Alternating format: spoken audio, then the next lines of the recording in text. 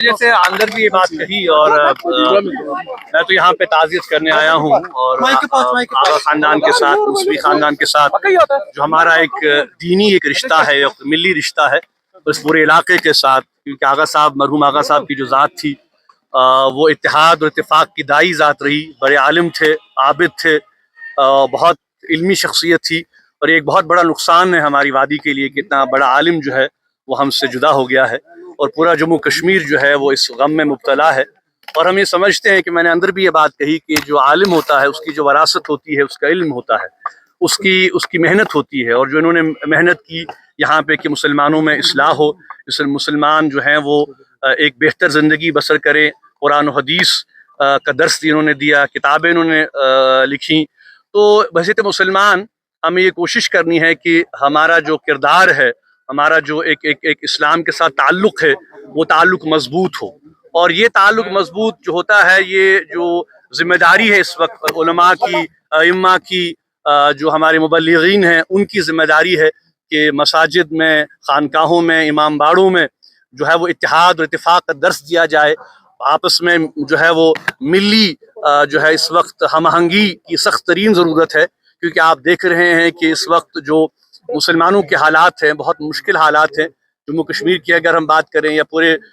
ملک کی ہم بات کریں، ایک بہت بڑا مسئلہ اس وقت جو ہے وقف بل کے حوالے سے ہے، تو اس پر بھی میں نے تھوڑی بات کی، اور اس حوالے سے ہم نے ایک متفقہ فیصلہ لیا تھا جو ہماری متحدہ مجلس علماء ہیں، جس میں کہ ہمارے تمام اکابرین ہیں، جس میں کہ ہماری جو ہے وہ سنی ہیں، شیعہ برادری ہیں، بریلوی ہیں، پورے جموں کشمیر کے جو یہاں پہ ہمارے جو علماء ہیں وہ اس میں شامل تھے، بلکہ پچھلے ہفتے جو ہم نے اجلاس بلایا تھا جس میں کہ ہمارے جموں سے، لیس سے، کرگل سے بھی علماء آئے تھے، لیکن بدقسمتی سے سرکار نے وہ اجلاس نہیں ہونے دیا، لیکن ہم نے ایک متفقہ قرارداد وہاں پر پاس کی، اور ہم نے یہ فیصلہ کیا کہ وقف کے حوالے سے جو بھی فیصلہ آل انڈیا مسلم پرسنل لا بورڈ لے گا ہم اس کے ساتھ ہیں انشاءاللہ۔ تو اس حوالے سے چونکہ سپریم کورٹ نے ایک فی الحال ایک عبوری ایک راحت دی ہے، اور ہم توقع رکھتے ہیں کہ جو ہمارے کنسرنز ہیں، مسلمانوں کے کنسرنز اس بل کے حوالے سے، سپریم کورٹ جو ہے ان کو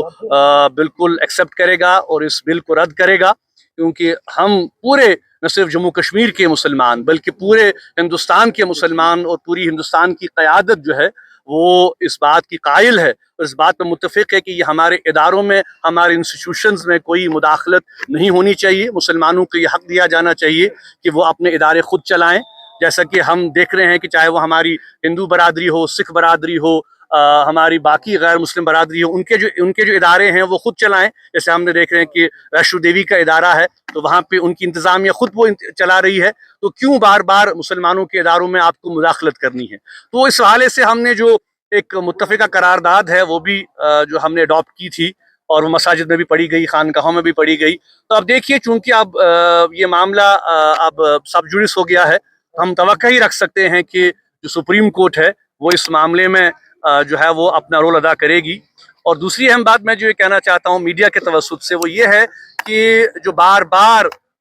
ہماری مذہبی آزادی کو سلب کیا جا رہا ہے، جامع مسجد کو جو بار بار بند رکھا جا رہا ہے، ہمیں نماز ادا نہیں کی جا رہی ہے، وعظ و تبلیغ پر پابندی عائد کی جا رہی ہے، تو میں یہ سمجھنے سے قاصر ہوں کہ آخر یہ عمل کیوں ہو رہا ہے،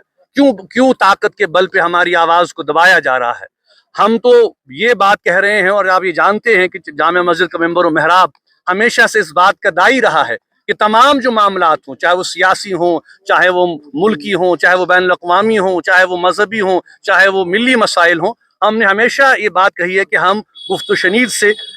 ان معاملات کو حل کرنا چاہتے ہیں، اس لیے ہم یہ توقع رکھتے ہیں کہ حکومت سے، اور چونکہ میں